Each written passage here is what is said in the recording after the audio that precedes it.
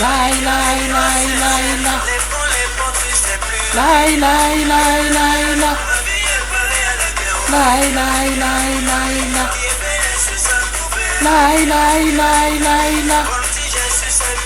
Lai, lai, lai, lai, la. Lai, lai, lai, lai, la.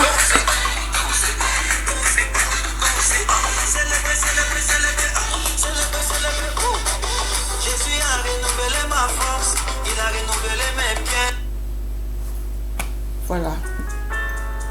Merci beaucoup Azap du ciel. Merci beaucoup. Que Dieu vous bénisse. Voilà les enfants de Dieu. Je vous salue tous au nom de Jésus.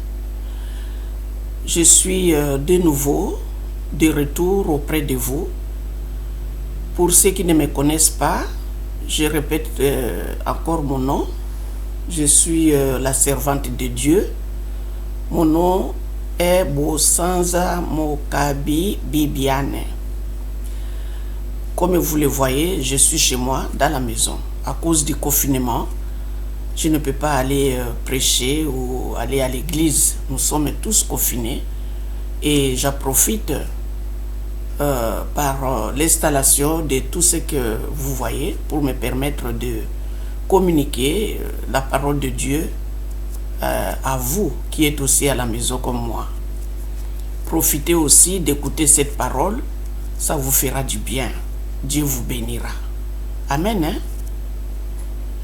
Une petite prière comme d'habitude. Seigneur Dieu, nous te remercions encore de nouveau. Nous remettons cette parole qui va sortir à travers ton instrument entre tes mains. Nous voulons que l'Éternel des armées, que tu puisses bénir la parole, surtout que tu bénisses tes enfants qui vont l'écouter, et aussi nous voulons que le Saint-Esprit de Dieu entre dans leur cœur pour qu'ils puissent comprendre cette parole et qu'ils puissent la mettre aussi en pratique. Seigneur, bénis ton instrument que tu vas bientôt utiliser. L'Éternel parle à travers ton instrument et bénis cette parole. Nous saisissons l'occasion de détruire tout esprit maléfique satanique, tous les esprits qui ne confessent pas la Seigneurie de Jésus, nous les jetons loin de nous au nom puissant de Jésus. Nous permettons seul le Saint-Esprit de Dieu de nous parler, de nous toucher et de nous donner la sagesse et l'intelligence afin de pouvoir comprendre la parole de Dieu et surtout la mettre en pratique. Et nous voulons aussi que Dieu soit avec nous, que Dieu transforme nos vies et que Dieu réellement bénisse les enfants de Dieu qui écouteront cette parole. Au nom puissant de Jésus, nous avons ainsi prié. Amen. Les enfants de Dieu, comme vous le voyez, je reviens auprès de vous, dans vos maisons, pour qu'on puisse partager de nouveau la parole de Dieu. Aujourd'hui, la parole de Dieu que nous allons partager, le Saint-Esprit de Dieu a donné comme titre « La foi qui étonne Jésus ». Vous vous rappelez, on a parlé de la fois passée. On avait dit que sans la foi, il est impossible de plaire à Dieu. Sans la foi, il est impossible d'être agréable à Dieu. Donc nous devons avoir la foi, très importante. C'est aussi un des éléments de la base, la foi. Et ici, nous allons parler de la foi, toujours, qui étonne Jésus. Cette foi a étonné Jésus. Que s'est-il passé? Parce que nous qui sommes enfants de Dieu, nous faisons le nécessaire pour plaire à Dieu. Nous faisons de nos mieux. Il y a des fois des choses qui sont difficiles, mais on s'efforce, on n'abandonne pas. Ici, nous voulons vous dire que dans la foi, il faut persister. Il faut la persévérance. Il ne faut pas abandonner. Il faut continuer. Dans la joie, dans la souffrance, continuez. Dieu sait que vous êtes dans la joie. Quand vous avez des problèmes, Dieu le sait. Mais il veut voir votre foi. Qu'est-ce que vous allez faire? Abandonner ou continuer? Le diable aussi viendra nous tenter. Est-ce que vous allez abandonner ou vous allez continuer? C'est la raison pour laquelle nous voulons prendre des exemples bibliques. Quand vous êtes un enfant de Dieu, il faut s'attendre que vous serez tenté par le diable. Aussi, quand vous êtes un enfant de Dieu, il faut savoir que Dieu est toujours là pour vous secourir. Ne croyez pas qu'il vous a laissé. Ne croyez pas qu'il vous a abandonné. Il est là pour vous secourir. Alors nous devons avoir la foi. Nous devons persévérer dans la prière. Nous devons persévérer dans nos actes. Nous verrons le salut de l'Éternel des armées. Amen. Hein? Aujourd'hui, nous allons prendre dans le livre de Luc, chapitre 7. Luc, chapitre 7, versets 2 à 10. Luc, chapitre 7, versets 2 à 10, nous dit ceci. Un centenier avait un serviteur auquel il était très attaché et qui se trouvait malade, sur le point de mourir. Ayant entendu parler de Jésus, il lui envoya quelques anciens des Juifs pour les prier de venir guérir son serviteur. Ils arrivèrent auprès de Jésus et lui adressèrent d'instantes supplications, disant: « Il mérite que tu lui accordes cela, car il aime notre nation, et c'est lui qui a bâti notre synagogue. » Jésus étant allé avec eux, n'était guère éloigné de la maison, quand le centenier envoya des amis pour lui dire: « Seigneur, ne prends pas tant de peine, car je ne suis pas digne que tu entres sous mon toit. C'est aussi pour cela que je ne me suis pas cru digne d'aller en personne vers toi. Mais dis un mot, et mon serviteur sera guéri. Car moi, qui suis soumis à des supérieurs, car moi qui suis soumis à des supérieurs, j'ai des soldats sous mes ordres. Et j'ai dit à l'un, va, et il va. À l'autre, viens, et il vient. Et à mon serviteur, fais cela, et il le fait. » Lorsque Jésus entendit ces paroles, il admira les centeniers et se tournant vers la foule qui les suivait, il dit: « Je vous l'ai dit, même en Israël, je n'ai pas trouvé aussi une grande foi. » Alléluia. Les centeniers, c'est un capitaine de l'armée qui avait 100 soldats à sa disposition. Et cet homme, son serviteur, était malade. Quand son serviteur était malade, il a choisi quelques anciens, donc les gens qui sont avec lui depuis longtemps, les gens qu'il connaissait mieux, on les appelle les anciens, même dans des églises. Les gens qui sont longtemps dans cette église-là, on les appelle les anciens. Il a appelé quelques-uns, il les a envoyés vers Jésus. Allez les chercher pour venir prier avec mon serviteur. Et les anciens sont allés. Ils ont supplié Jésus de venir prier. Prier pour ce serviteur-là qui était malade. Qui est malade encore. Ils ont raconté à Jésus-Christ que le centenier-là aime notre pays. Il aime notre patrie. Il a construit la synagogue. C'est lui qui a construit. C'est un homme vraiment qui mérite que tu ailles là-bas prier pour ce serviteur qui est malade. Jésus n'a pas refusé. Il ne refuse pas. Il a pris la route ensemble avec les anciens. Ils sont allés vers le centenier.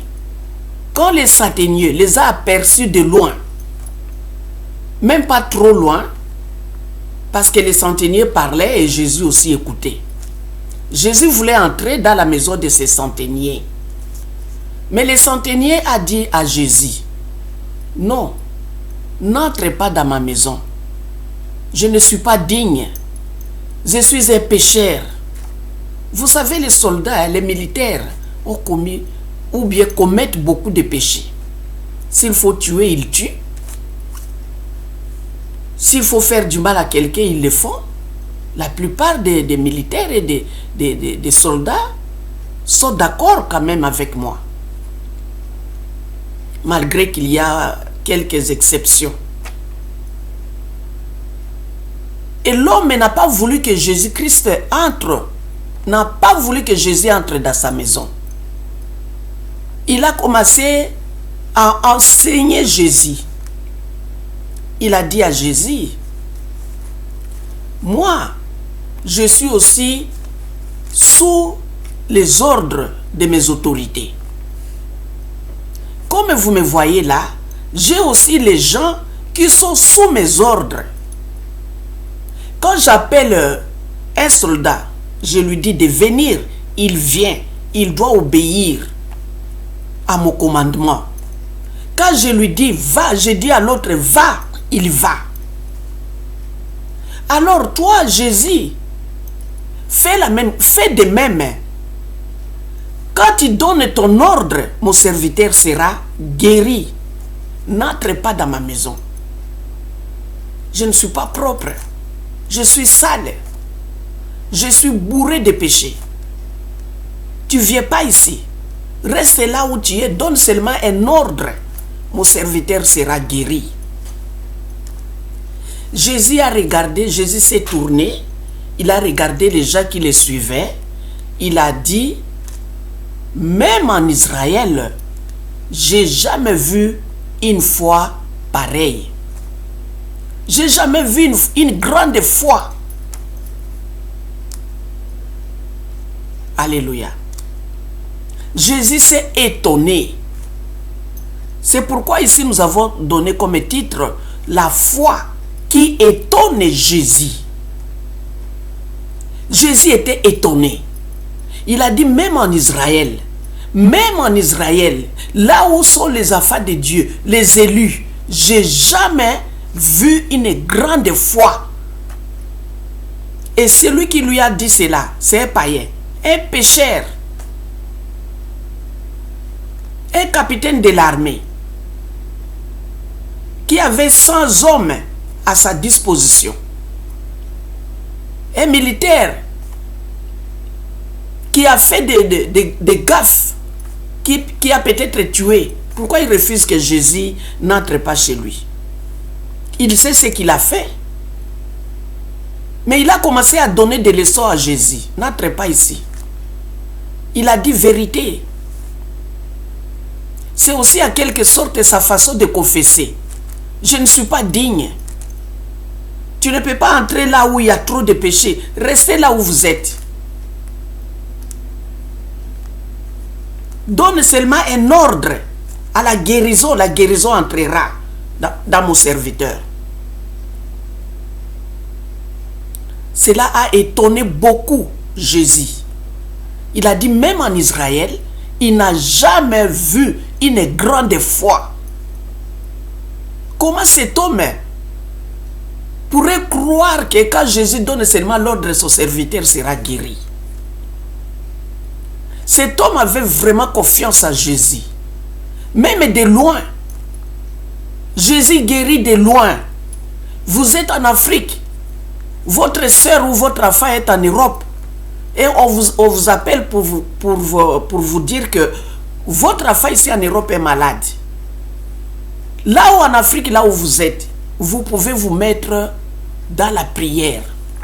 Vous pouvez jeûner là-bas où vous êtes. Priez là où vous êtes.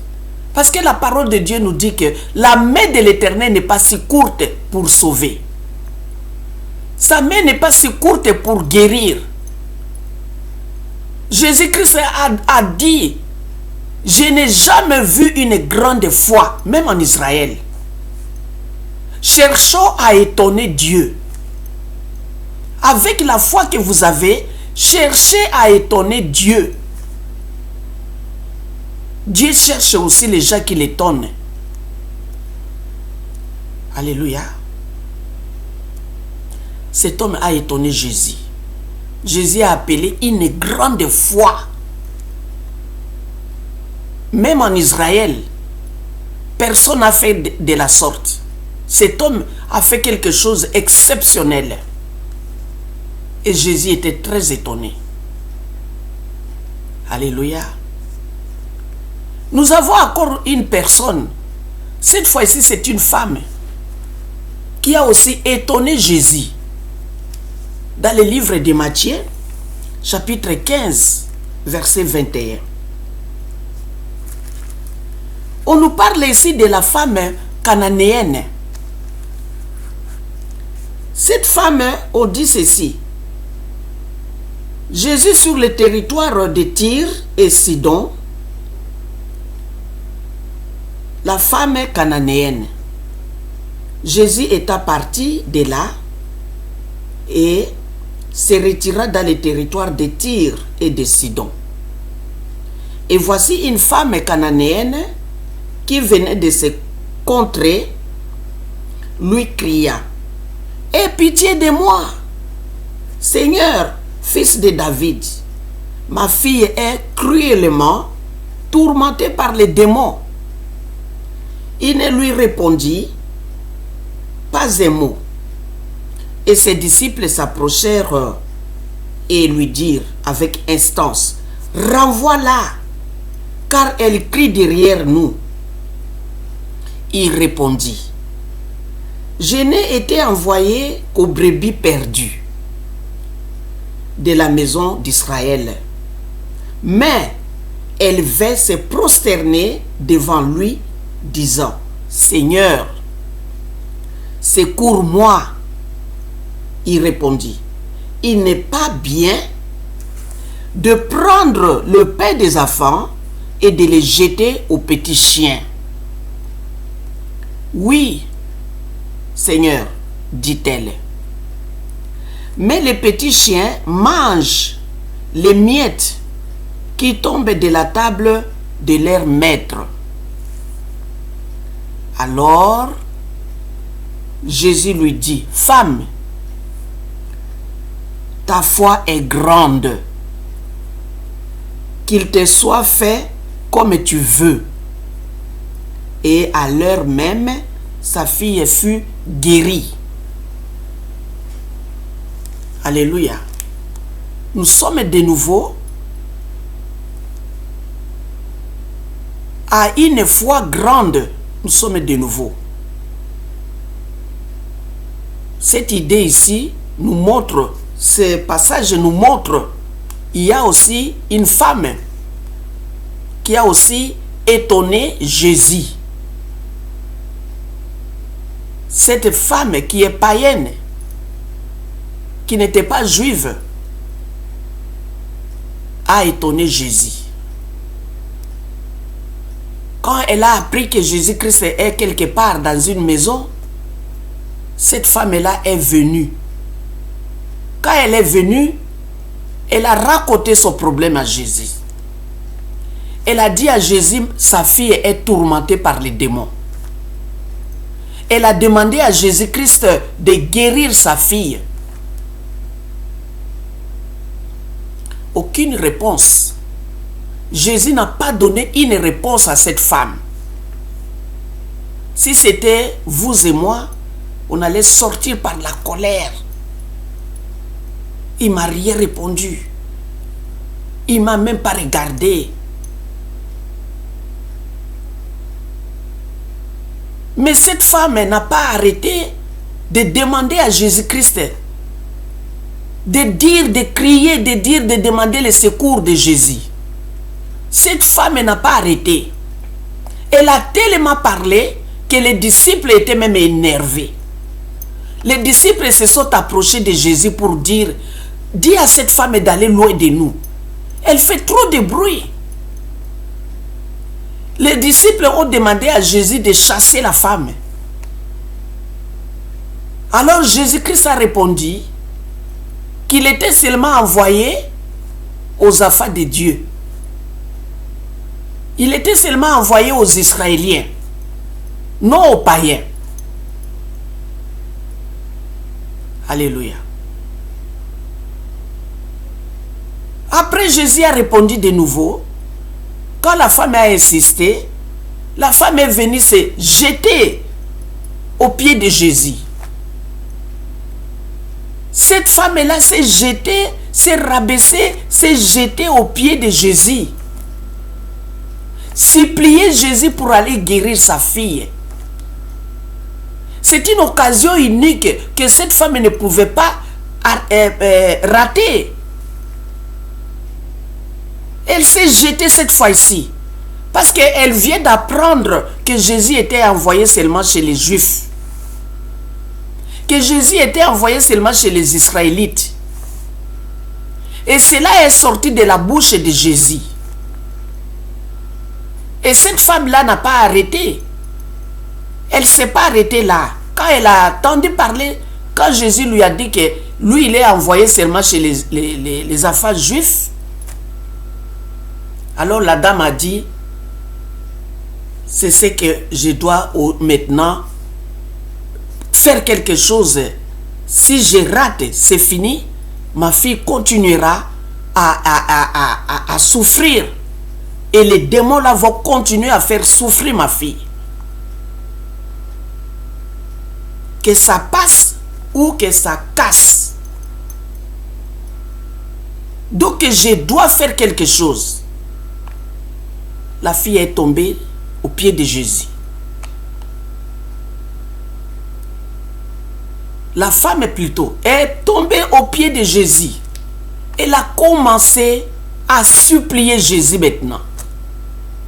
Maître, secours-moi. Ne me laisse pas. Secours ma fille. Fais quelque chose pour ma fille.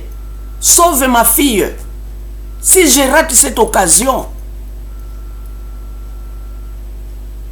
il me sera difficile. Ma fille ne sera peut-être pas guérie, ni délivrée.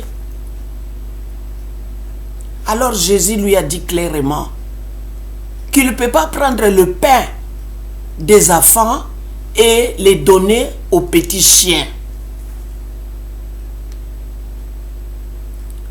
La réponse de Jésus était très dure. La réponse était très très dure aux oreilles de la dame. Mais la dame n'a pas considéré cette parole comme si cette parole était méchante. Pour elle, elle avait toujours quelque chose afin de conquérir la volonté de Jésus. Elle voulait à tout prix que Jésus accepte sa demande. Elle voulait à tout prix que Jésus exauce sa demande. Des fois, quand vous demandez quelque chose à Dieu, ça prend du temps. Vous croyez peut-être que Dieu ne vous aime pas. Vous croyez peut-être que Dieu ne vous écoute pas. Mais non, il vous écoute. Des fois, nous devons avoir la persévérance. La persévérance dans les épreuves. Nous devons l'avoir. Nous devons insister jusqu'à ce que nous avons la réponse. Ça peut prendre combien d'années, je ne sais pas. Même si ça prend des années, continuez. Pourquoi arrêtez-vous? Aussi longtemps que vous êtes vivant, continuez à demander. Si Dieu n'a pas encore répondu, continuez, persévérez. Il répondra. Amen. Jésus a dit, je ne peux pas prendre le pain des enfants et les donner aux chiens. Les chiens, bibliquement, les chiens, ce sont des démons, des mauvais esprits. Les gens qu'on les appelle des chiens, ce sont des gens qui sont possédés. Les gens qui sont remplis, bourrés de mauvais esprits. Parce que les chiens peuvent faire quelque chose ici, peuvent venir ici faire ses besoins là, devant vous, et il part. Et il s'en fout. Il y a des gens pareils qui font des bêtises, qui commettent des iniquités, des abominations. Des fois devant le monde, qui n'ont même pas honte.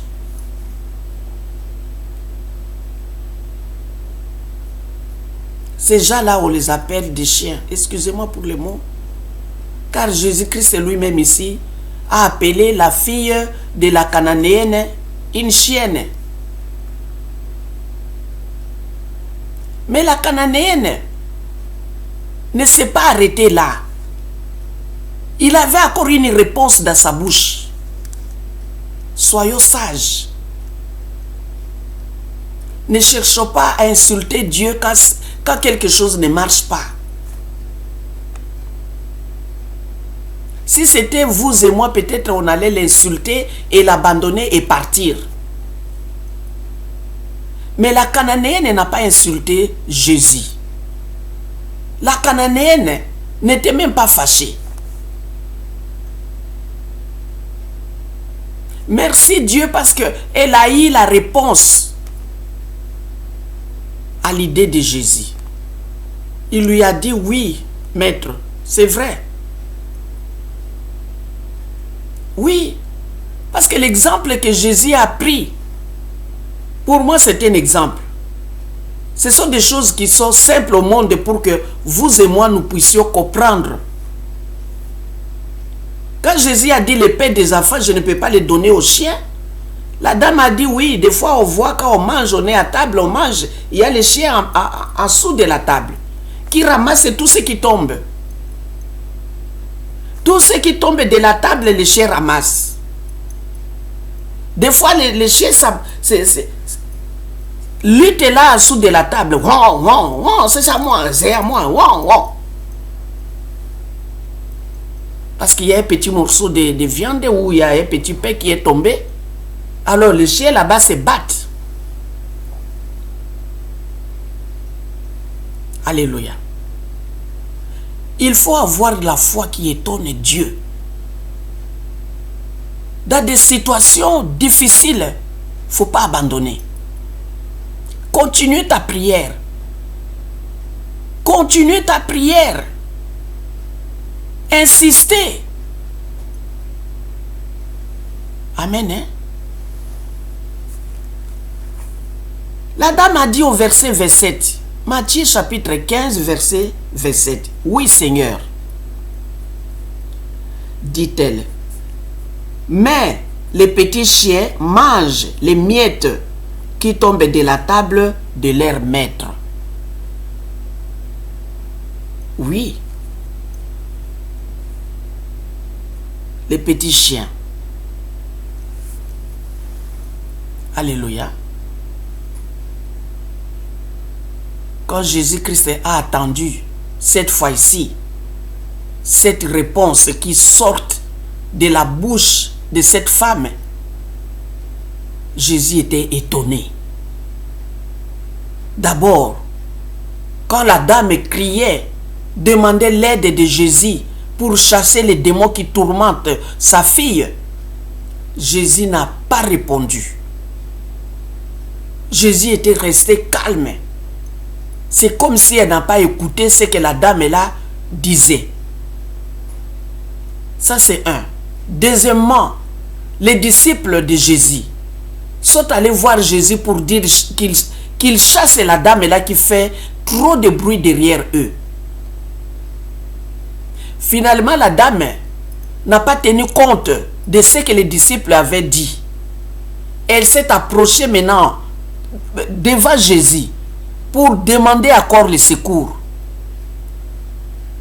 Jésus lui a répondu, je suis envoyé pour les enfants d'Israël et non pour les païens. Quand la dame a entendu cela, la dame s'est jetée aux pieds de Jésus pour demander la même chose, demander l'aide de Jésus, demander la guérison de sa fille, ou soit demander la délivrance de sa fille. Jésus lui a répondu, d'accord, je ne peux pas prendre le pain des enfants et les donner aux petits chiens. La dame n'était pas en colère contre Jésus. Elle a répondu, même les petits chiens mangent les miettes qui tombent de la table de leur maître.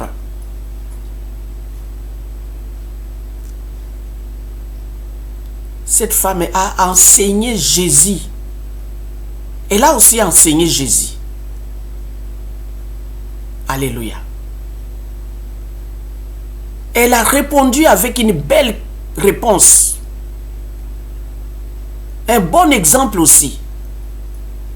Car nous savons tous que quand les chiens sont sous la table, ils mangent les miettes qui tombent. Alors la femme a préféré que sa fille ramasse même ces petites miettes-là. Aussi longtemps que les miettes-là tombent des affaires de Dieu, dès que sa fille mangera les miettes, elle sera délivrée. Elle n'aura plus faim. Toutes les souffrances-là que les démons lui causent seront parties. Alléluia. Jésus-Christ, au verset 28, alors Jésus lui dit, femme, ta foi est grande. La même chose comme il avait dit à ce monsieur-là, les centeniers. Il a dit aux centeniers, même en Israël, j'ai jamais rencontré, j'ai jamais vu une si grande foi. Jésus est venu encore dire à la femme cananéenne, il lui a dit, au 28, femme, ta foi est grande, qu'il te soit fait comme tu veux.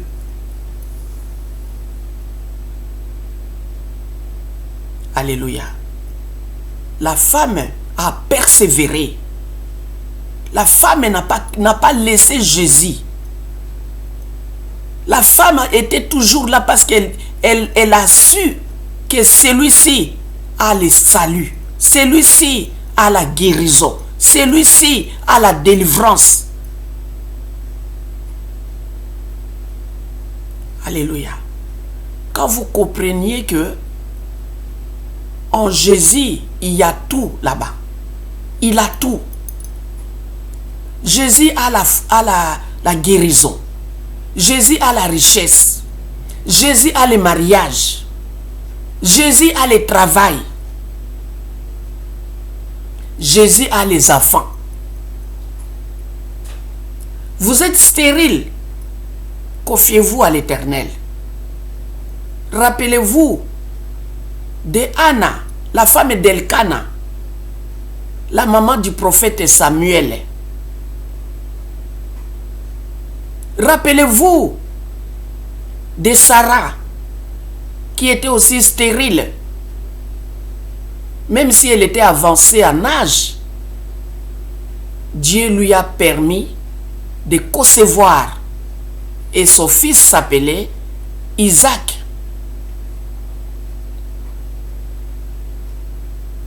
Alléluia. La mère de Samson aussi était stérile. Stérile. Dieu l'a visité un jour. Elle a conçu. Et son fils Samson.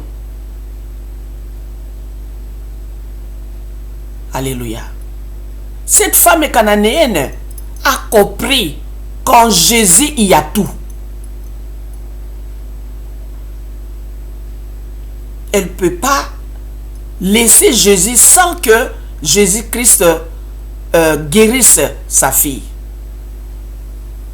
Elle a étonné Jésus.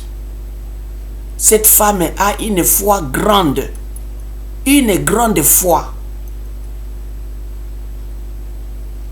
Jésus à la fin l'a dit, il lui a dit, femme, ta foi est grande.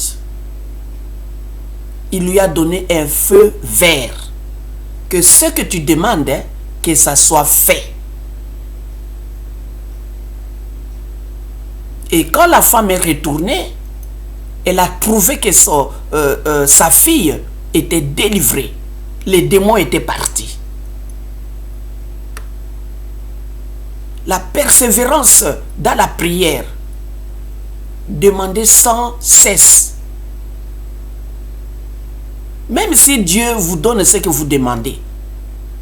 Il ne faut pas dire que oui, c'était comme un lit d'hôpital, maintenant je suis guéri, je dois sortir et rentrer chez moi. Mais non. Il ne faut pas dire que oui, j'étais là dans cette église-là pour demander à Dieu de me donner un enfant parce que j'étais stérile. Maintenant que je suis enceinte, je ne viens plus. Mais non. Qui va gérer cette grossesse? Qui prendra soin de cet enfant quand il sera né? Et toute la vie de cet enfant, qui prendra soin de cet enfant? Qui combattra les ennemis de cet enfant? Nous avons des ennemis spirituels que vous ne voyez pas. Comme Jésus avait dit à Pierre, qu'on a voulu te tuer la nuit, mais heureusement que j'ai prié pour toi. Même Pierre qui marchait avec Jésus, les mauvais esprits sont venus de nuit pour les tuer. Heureusement que Jésus a vu, a prié pour... Il a chassé ces esprits-là. Pierre était resté en vie. Confiez vos enfants à Dieu. Confiez votre travail à Dieu. Confiez votre business à Dieu. Que Dieu prenne soin de tout ce que vous faites. Amen. Nous allons voir encore dans le livre de Genèse. Dans le livre de Genèse, chapitre 32, verset 25 à 29. Genèse, chapitre 32.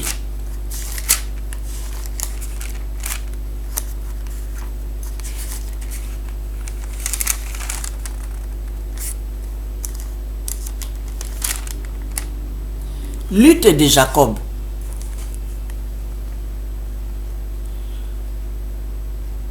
Nous savons, les gens qui connaissent déjà la parole de Dieu, Jacob et Ésaü sont des jumeaux.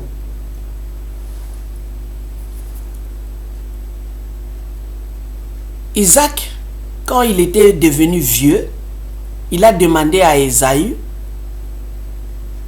Ésaü qui était l'aîné, de préparer un bon repas, de lui donner à manger et lui priera pour Ésaü.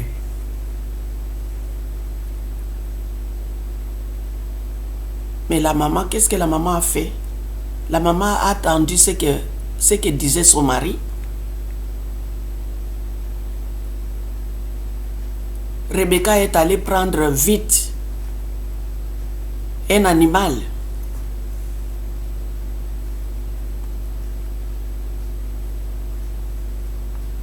Et vite préparer et servir et donner à Jacob pour aller servir son papa.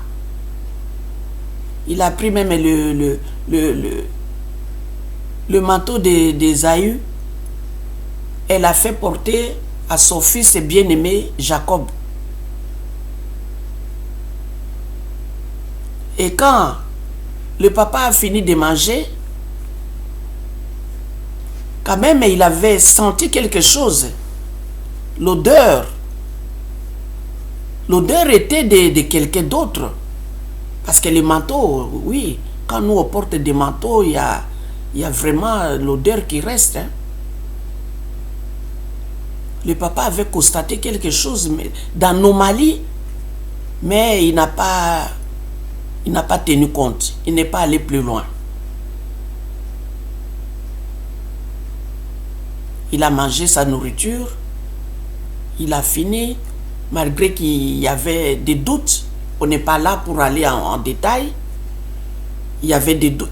Il avait plutôt des doutes que ce n'était pas Jacob. C'est comme si c'est Esaü. Mais Jacob a rassuré son père que oui, c'est moi. Donc il a pris la place de son frère qui était aîné. Quand le papa a fini de manger, il a béni Jacob, croyant que c'était Esaü. Et à la fin, après un moment, Esaü aussi est revenu de la chasse. Il a préparé aussi ce qu'il a eu là-bas. Il a préparé. Il est allé servir son père. Isaac qui s'étonnait, mais qui est venu avant toi? Alors c'est ton frère. C'est ton frère qui a pris toutes les bénédictions. Esaü a supplié son papa pour le bénir aussi s'il y a quelque chose qui est resté. Esaü a ramassé que des miettes. Alléluia. Mais les deux frères, même quand ils étaient dans le ventre, ils se battaient là-bas. La maman avait même consulté Dieu pour demander, mais qu'est-ce qui se passe dans mon ventre? Dieu lui a répondu, il y a deux nations.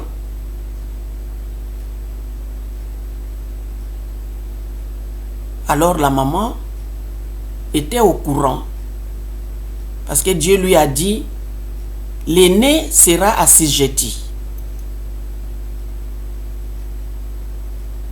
La maman était au courant. Peut-être qu'elle avait caché ça à son mari Isaac. Mais elle connaissait la vérité. Elle regardait les deux enfants. Elle savait que l'aîné sera assujetti. Le cadet sera plus grand que l'aîné.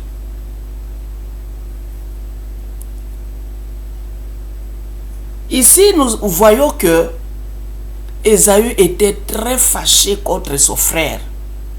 Il voulait même le tuer. Sa mère est venue vite. Il a pris son fils, Jacob. Il lui a envoyé loin. Va chez ton oncle. Va te cacher là-bas chez ton oncle. Quand il est allé se cacher là-bas chez son oncle, il est resté là-bas plusieurs années. Il a épousé les enfants de son oncle. Avant, c'était permis. Avant, c'était permis. Aujourd'hui, je ne pense plus. Avant, c'était permis. Il a épousé les filles de son oncle. Et par après, la vie n'était plus...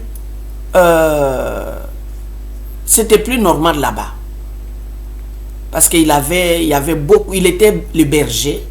Il était devenu berger de son oncle. Et il y avait eu beaucoup d'animaux. Finalement, il a demandé qu'il puisse se quitter et aller ailleurs. Qu'on lui paye son salaire. On lui a payé son salaire, on n'entre pas dans les détails. Il a pris sa femme, ses maîtresses, les maîtresses de ses femmes. Il a épousé Rachel et Léa, toutes les deux, et avec leurs enfants et les maîtresses. Jacob est revenu vers son frère pour demander pardon. Mais en route, il n'était pas encore arrivé là où habitait son frère Esaü. Il a envoyé des messagers avec beaucoup d'animaux pour donner à son frère, calmer sa colère, voir si son frère est toujours en colère contre lui. Je suis en train d'échapper, de prendre des petits points par-ci par-là, pas tout en détail quoi. Il a envoyé les messagers sont allés donner les bétails, donc les animaux que Jacob a donné à son frère Ésaü. Il voulait faire la paix avec son frère. Et son frère n'a pas tenu compte de ce que Jacob avait fait, avait volé son droit d'aînesse. Il est venu pour rencontrer aussi son frère qu'il s'embrasse, qu'il s'excuse et qu'ils deviennent de nouveau frères. Ils s'étaient séparés longtemps. Plus de 14 ans, ils se sont séparés. Alors cette nuit-là, Jacob, tellement qu'il était intelligent, sage, il a dit peut-être mon frère ne sera pas content, peut-être mon frère viendra m'attaquer, peut-être mon frère fera ceci, cela, je dois me préparer. Il a séparé chaque femme avec ses enfants, il a séparé les amis à part, loin, loin. Si peut-être mon frère vient attaquer ce groupe, que l'autre groupe s'échappe. Mais Ésaü n'avait pas cette idée-là. Dans la nuit, Jacob n'a pas dormi ensemble avec là où a dormi ses enfants et sa femme, ou avec ses serviteurs. Non, il n'a pas dormi là-bas. Jacob s'est éloigné, il est allé dormir quelque part seul. Dans cette même nuit-là, l'ange de Dieu est venu en personne. La parole de Dieu nous dit que c'était un homme. Vous voyez que Dieu peut venir vers vous en personne. Vous croyez que c'est un ennemi, ou c'est un voleur, ou c'est je ne sais pas qui, un assassin, mais c'est Dieu. Dieu a beaucoup de formes. Dieu peut prendre beaucoup de formes pour vous approcher. Il peut venir comme un mendiant, mais c'est un Dieu. Vous devez faire attention. Vous qui avez un peu d'argent, vous qui avez un peu de possibilités, essayez de partager avec les veuves, avec les orphelins, avec les pauvres. Des fois, Dieu peut venir vous mendier, peut venir auprès de vous comme un mendiant. Il peut venir auprès de vous comme un homme sale. Et vous lui donnez un coup de pied. Il peut se présenter comme un fou. Et vous ne savez pas qui est là devant vous. Parce qu'Abraham, notre père, des fois, les croyants, l'ami de Dieu, notre père Abraham a reçu 3 hommes. Lui qui n'a pas eu d'enfant avec Sarah, après avoir reçu les 3 hommes, quand ils sont partis, avant de partir, ils l'ont béni. Ils lui ont dit que l'année prochaine, tu auras ta femme embrassera un fils. Vous voyez? C'est mieux de faire du bien que du mal. Le mal paye mal.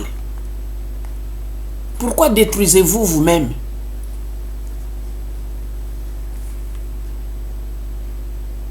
Il faut faire du bien.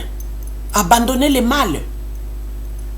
Le mal ne paye pas. Le mal ne paye pas de bonnes choses. Abandonnez le mal. Mettez-vous à faire du bien. Vous voulez plaire à l'Éternel. Mettez-vous à faire du bien.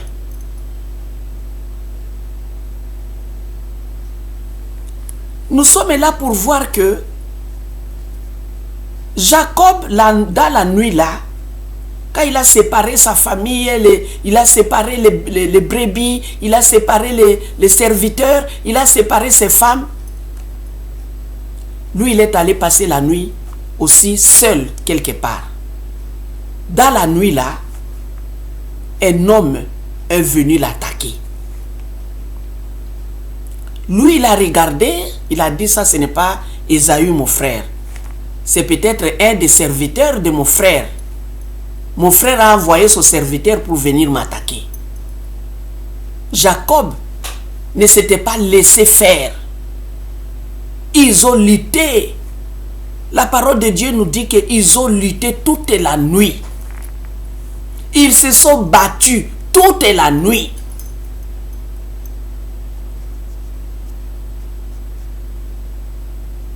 Jacob était fort. Il a lutté avec Dieu. Et il a vaincu.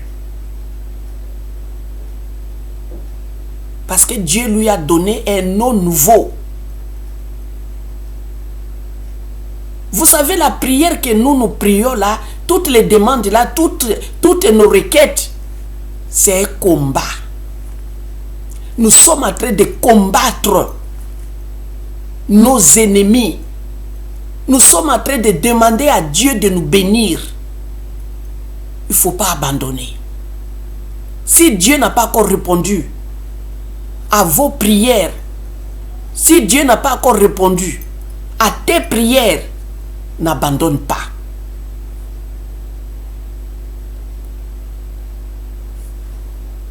Amen. Lutte de Jacob. Genèse 32, verset 24. Jacob demeura seul, alors un homme lutta avec lui jusqu'au lever de l'aurore. Voyant qu'il ne pouvait le vaincre, cet homme le frappa à l'emboîture de la hanche. Et l'emboîture de la hanche de Jacob se démit pendant qu'il luttait avec lui.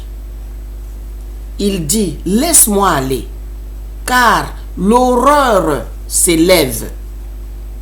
Et Jacob répondit, je ne te laisserai point aller, que tu ne m'aies béni. Il lui dit, quel est ton nom? Et il répondit, Jacob. Il dit encore, ton nom ne sera plus Jacob, mais tu seras appelé Israël, car tu as lutté avec Dieu et avec des hommes, et tu as été vainqueur. Ici, Dieu lui a donné le nom de vainqueur. Étonnez Dieu. Étonnons Dieu. Dieu n'aime pas les faibles. Vous priez aujourd'hui, vous demandez aujourd'hui, donne-moi ceci, donne. Si demain tu n'as pas ce que tu as demandé, tu abandonnes. Tu abandonnes pour aller où?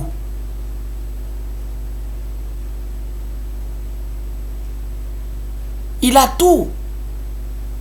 Il a tout. Dieu a tout. C'est lui qui a créé tout. Tout ce qu'on voit et tout ce qu'on ne voit pas. C'est lui qui a créé.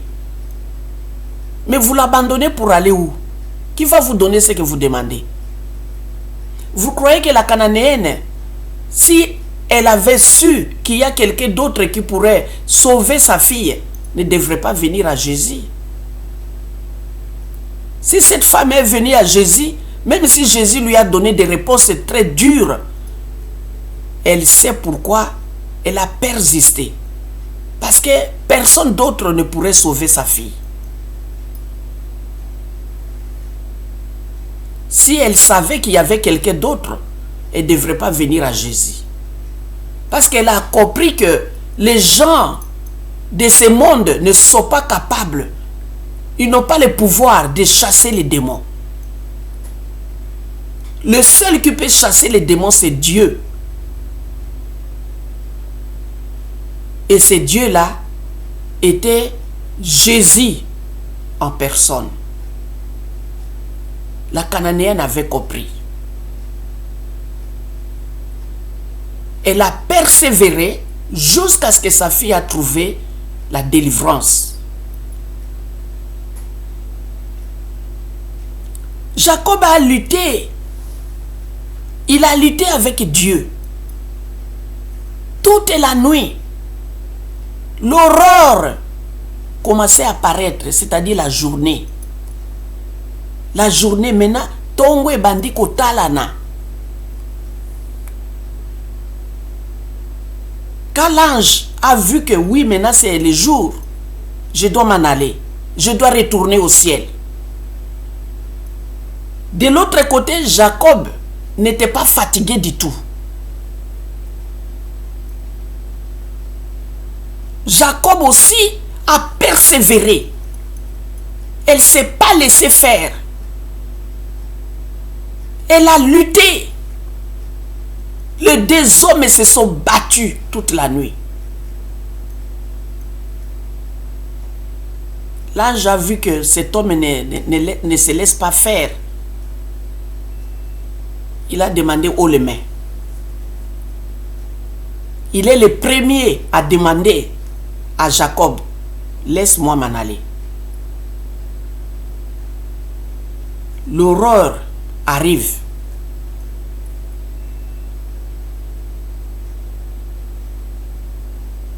Jacob a dit, je ne te laisserai pas jusqu'à ce que tu me bénisses. Jacob a compris quelque chose. Jacob a compris que cet homme qui me demande de le laisser aller, parce que bientôt le matin, cet homme n'est pas de ce monde. Alors Jacob a dit, je ne te laisserai pas aller. Tu dois me bénir avant que je te laisse.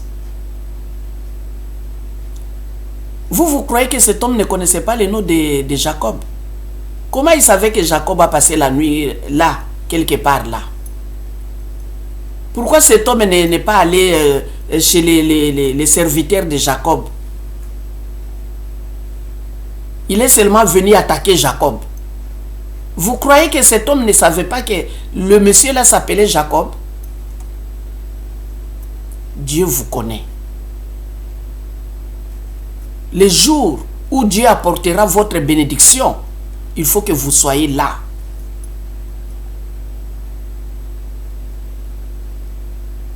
Il y a des gens qui viennent à l'église et qui viennent et qui demandent. Les jours où ces gens-là s'absentent, c'est le jour où Dieu a envoyé l'ange pour apporter des bénédictions. Soyez toujours en forme. Ayez toujours la force là. Ayez gardé toujours la foi. Même si Dieu ne vous répond pas aujourd'hui, un jour viendra. Dieu vous répondra. Un jour viendra que Dieu enverra son ange apporter ce que vous avez demandé. Ne baissez pas les bras. Ne vous fatiguez pas. Même si on se moque de vous. Ah, depuis que tu as demandé, depuis que vous avez demandé, depuis là, où est ce Dieu? Où est votre Dieu? Il est où votre Dieu? Répondez, notre Dieu est au ciel. Le ciel, c'est son trône. La terre, c'est son marchepied. Ce Dieu-là vous répondra. Dieu a répondu, a béni Jacob. Il lui a dit, quel est ton nom? Mon nom c'est Jacob. Il a dit, à partir de maintenant, ton nom ne sera plus Jacob, mais ton nom sera Israël. Tu as lutté avec les hommes, tu les as vaincus. Tu as lutté aussi avec Dieu, tu l'as vaincu. Nous devons vaincre Dieu.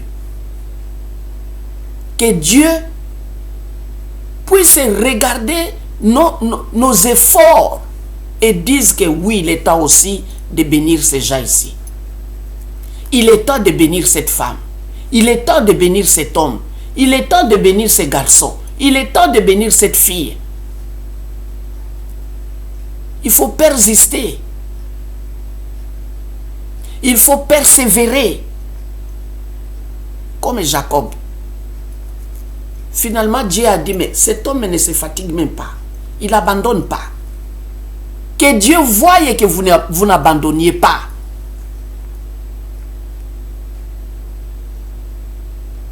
Il vous répondra. Amen. J'ai encore un autre exemple biblique. Ça, c'est la foi aussi qui étonne Dieu. La persévérance. Jacob a persévéré dans cette lutte. Il n'a pas voulu abandonner jusqu'à ce que son nom a été changé. C'est que vous cherchez là, continuez à prier, continuez à jeûner, continuez à aller à l'église, persévérez, vous aurez les résultats. Dans les livres des rois, chapitre 2e roi, chapitre 2, verset 9. 2e roi, chapitre 2, verset 9.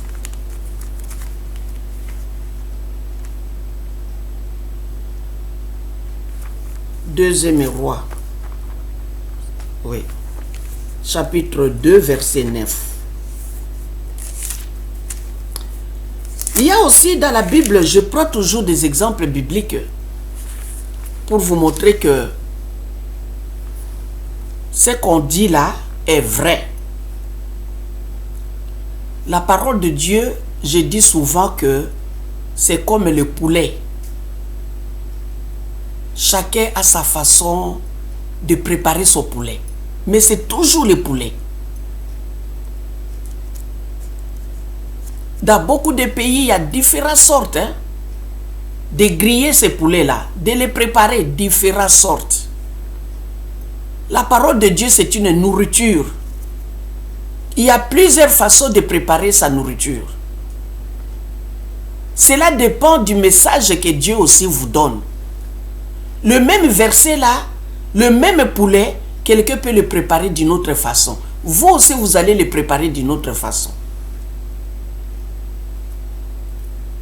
Ici, nous sommes dans la foi qui étonne Jésus. Et cette foi aussi, la foi aussi qui étonne Dieu. Dieu a changé le nom. Il change le nom pas facilement, dans des circonstances exceptionnelles. Il a changé le nom de Jacob. Il est devenu Israël. Jusqu'aujourd'hui, recevez les bénédictions de Dieu, ça dure. Que demander au diable. Quand le diable vous donne 5 000 aujourd'hui, demain, il va vous compliquer avec une situation difficile qui demandera 15 000. Il va vous entraîner, il va vous traîner dans la boue.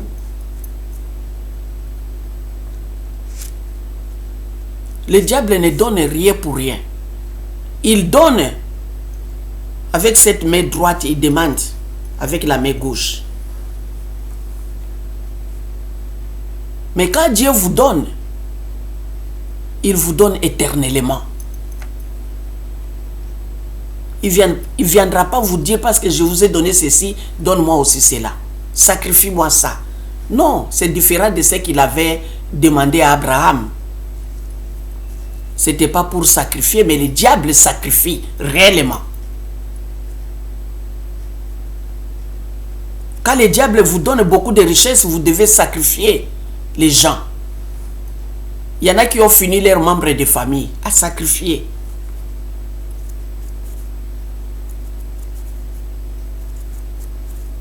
Parce que le diable ne donne rien pour rien.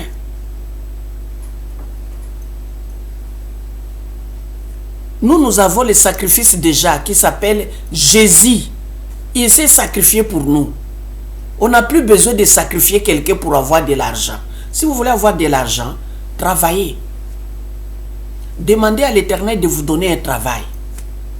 Travaillez. Faites le commerce. Faites le business. Vous aurez de l'argent. Mais ne sacrifiez pas les membres de famille pour avoir l'argent facile. Tuez les autres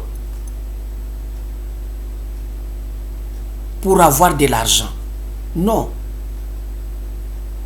Nous avons un sacrifice éternel, c'est Jésus. Amen.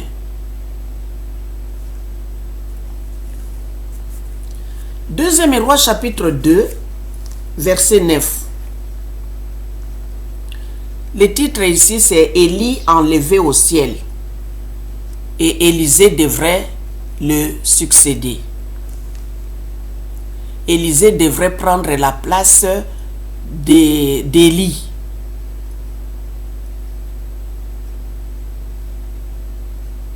Élisée a été choisi pour remplacer Élie, le prophète.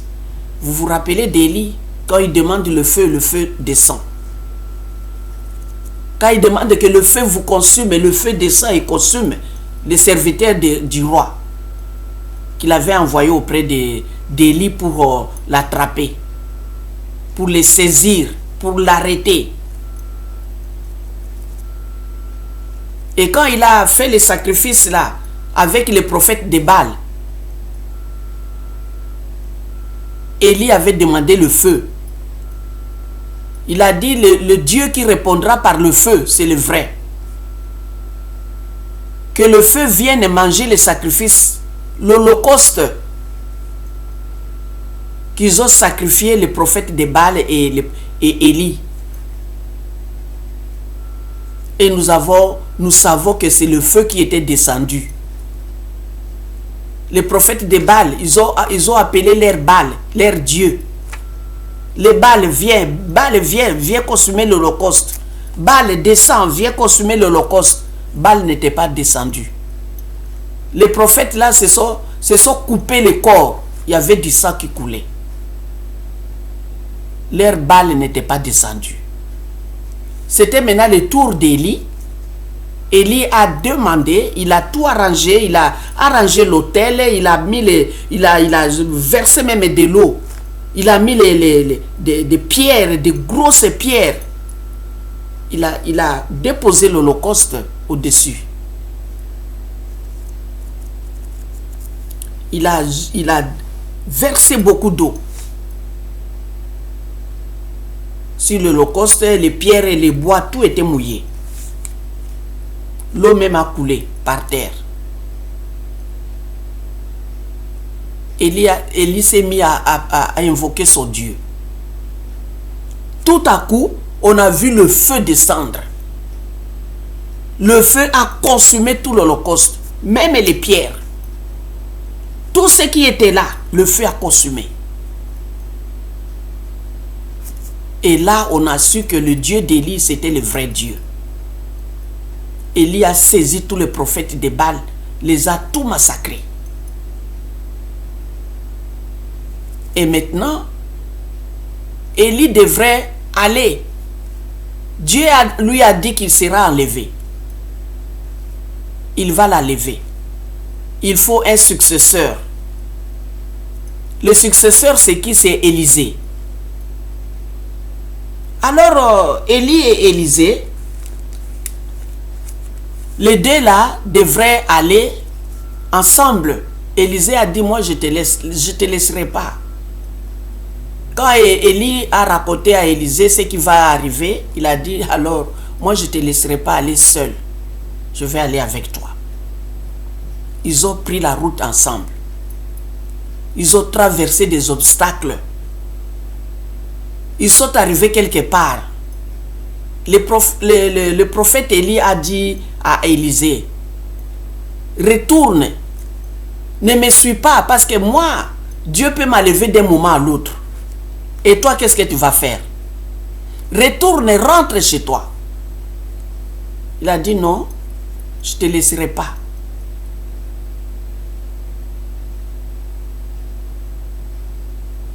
Élisée a persévéré. Il a continué à suivre Élie, les prophètes. Au verset 9, lorsqu'ils eurent passé, Élie dit à Élisée, demande ce que tu veux que je fasse pour toi, avant que je sois enlevé d'avec toi. Élisée répondit, qu'il y ait sur moi, je t'ai pris une double portion de ton esprit. Alléluia. Élisée n'a pas demandé donne-moi la richesse, que je devienne riche. Non. Élisée a demandé ce qui est important. Vous vous rappelez, je vous ai dit que sans le Saint-Esprit, personne n'entrera dans le royaume des cieux. Quand vous avez le Saint-Esprit, vous pouvez chasser les mauvais esprits. Vous pouvez chasser les démons. Quand vous avez le Saint-Esprit. Le Saint-Esprit vous protège. Le Saint-Esprit combat contre vos ennemis. Que ce soit spirituel ou physique.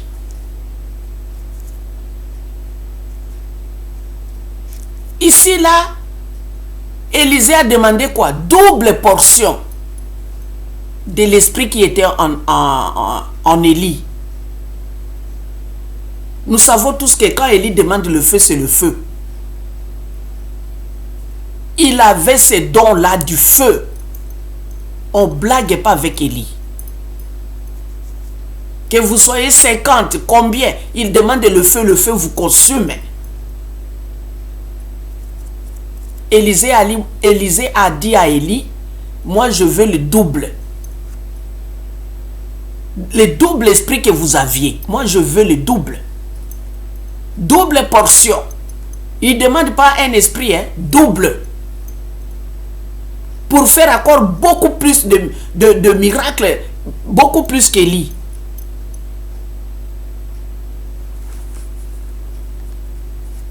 Élie dit, tu demandes une chose difficile. Mais si tu me vois pendant que je serai enlevé d'avec toi, cela t'arrivera ainsi.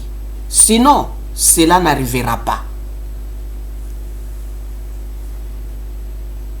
Élie a répondu à Élisée qui demandait double portion de l'esprit qu'avait Élie. Élie lui a dit, c'est difficile, hein, ce que tu demandes là. Peut-être tu l'auras. Peut-être tu l'auras pas. Sois seulement attentif au moment où je serai enlevé. Il faut aussi avoir beaucoup de manières. Il faut aussi avoir l'esprit de Dieu en vous qui vous donne aussi des tactiques.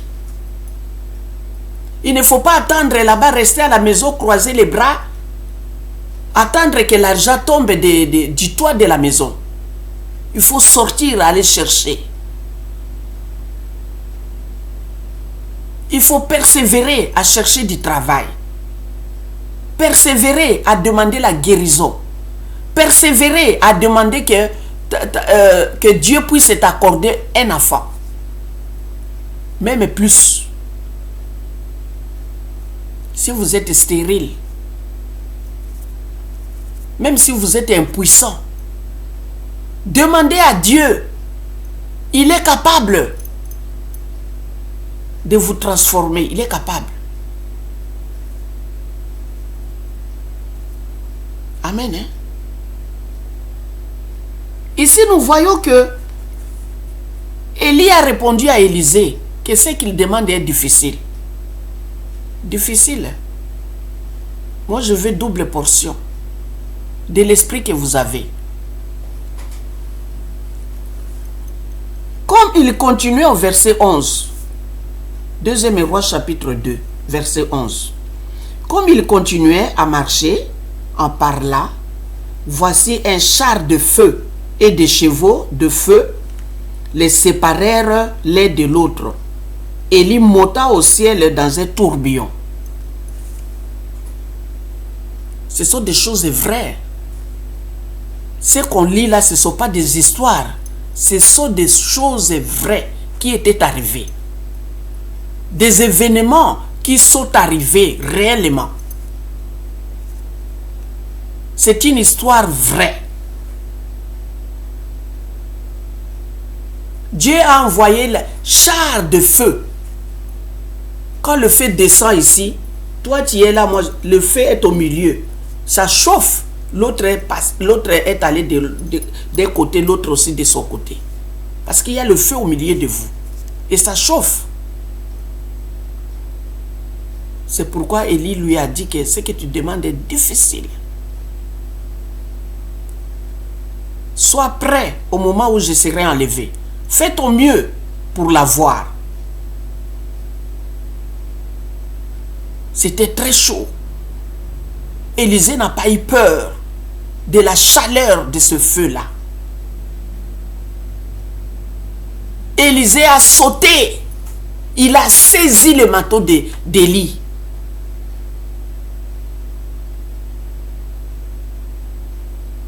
Que ça passe ou que ça casse.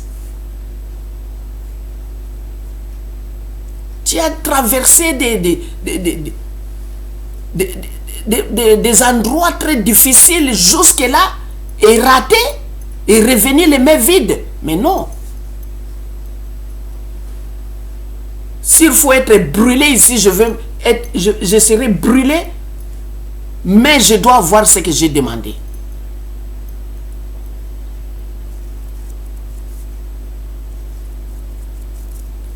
Au verset 12. Élisée regardait et criait, mon père, char d'Israël et sa cavalerie. Et il ne les vit plus. Saisissant alors ses vêtements, il les déchira en 2 morceaux. Jésus-Christ a dit, le royaume des cieux est pour les violents.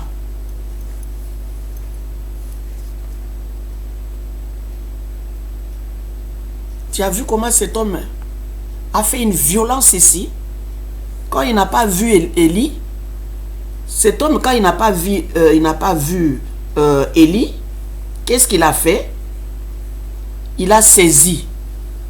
Il a seulement mis la main, il a saisi le vêtement. Et le vêtement qu'on saisit plus, c'est le manteau. Hein. Il a déchiré ça en 2.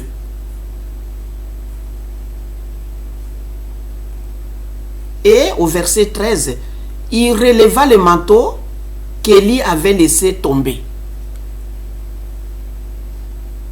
Quand Élie partait, il a laissé tomber son manteau. Mais il a saisi aussi d'autres vêtements, il a déchiré en 2.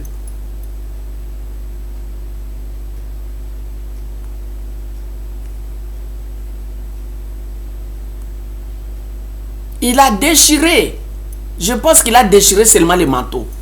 Parce que s'il y avait un pantalon, ou peut-être avant on ne portait même pas de pantalon, on avait seulement un tissu qu'on portait comme un pagne, même les hommes. Ils prenaient un tissu, l'entouraient et c'était tout. Comme à l'époque de Jésus aussi, il avait une tunique sans forme. Et si tu les saisis, tu tires et ça coupe en 2. C'est ce qui est arrivé ici. Le manteau d'Élie est coupé en 2. Il y a un morceau qui est tombé. Et je suis convaincu qu'Élie est parti avec un morceau.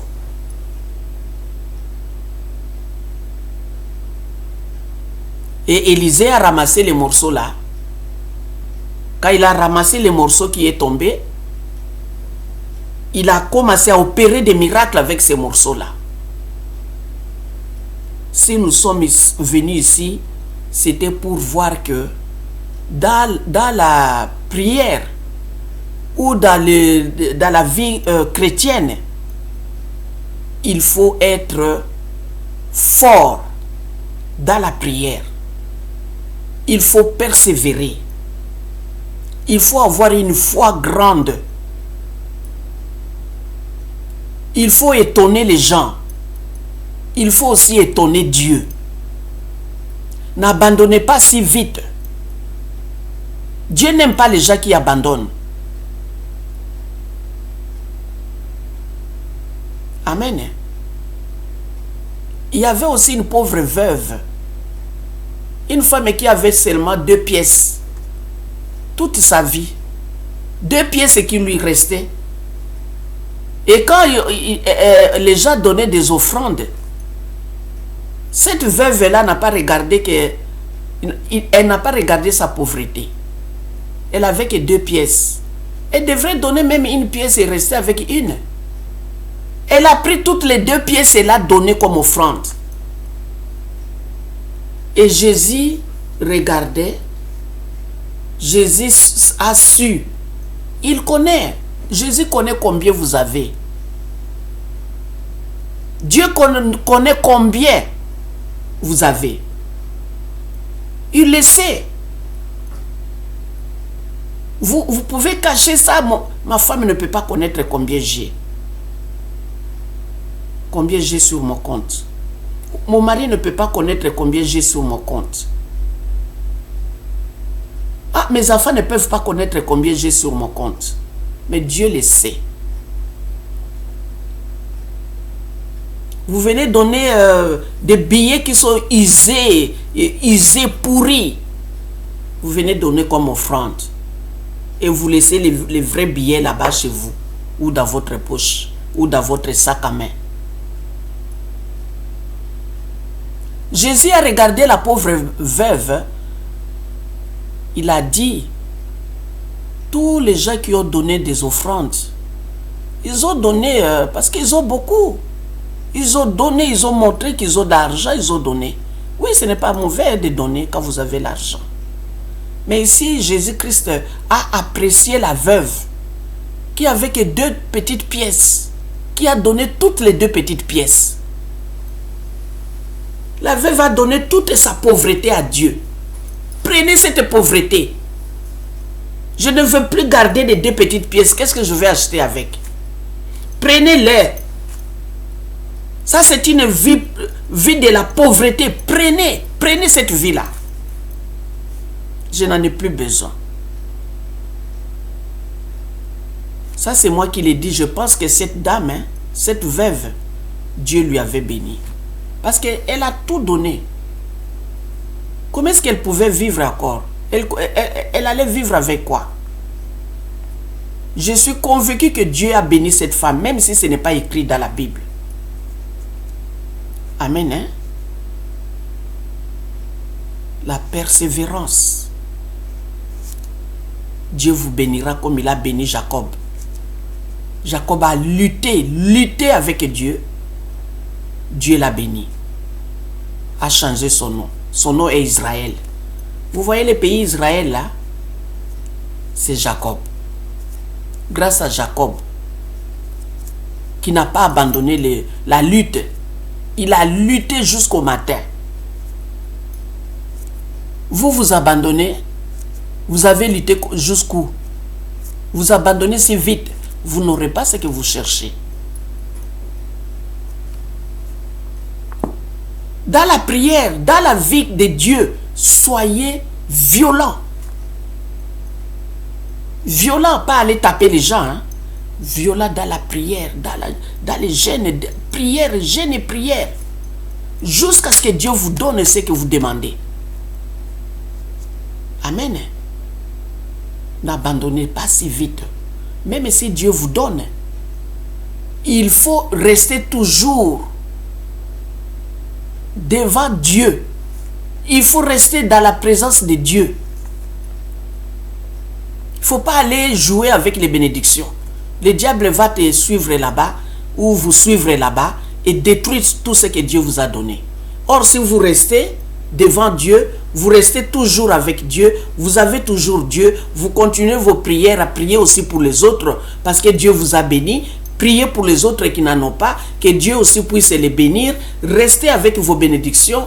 Toujours quand vous regardez, vous témoignez, Dieu prendra soin de vos bénédictions. Il va gérer ce qu'il vous a donné. Vous ne perdrez plus.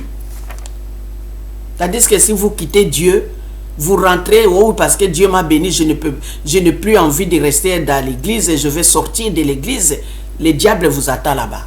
Il prendra tout ce que Dieu vous a donné. Amen. Hein? Que le Seigneur Dieu vous bénisse. Que Dieu réellement vous bénisse. Étonnez Dieu. Ayons la grande foi qui étonne Jésus. Amen. Hein? Merci l'Éternel des armées, notre Père Céleste. Merci pour la parole. Bénis tes enfants qui écouteront cette parole. Bénis aussi ta servante que tu as utilisée pour partager cette parole avec les enfants de Dieu partout dans le monde. Seigneur Dieu d'Abraham, d'Isaac et de Jacob, que cette parole réellement soit reçue par le peuple de Dieu et que beaucoup d'autres enfants de Dieu puissent être transformés s'ils n'avaient pas la foi, que cette parole augmente leur foi et qu'ils deviennent forts et qu'ils deviennent violents dans la foi au nom de Jésus. Merci notre Père Céleste. Merci Dieu d'Abraham, d'Isaac et de Jacob. Béni soit ton nom au siècle des siècles, au nom puissant de Jésus-Christ. Amen. Que Dieu vous bénisse.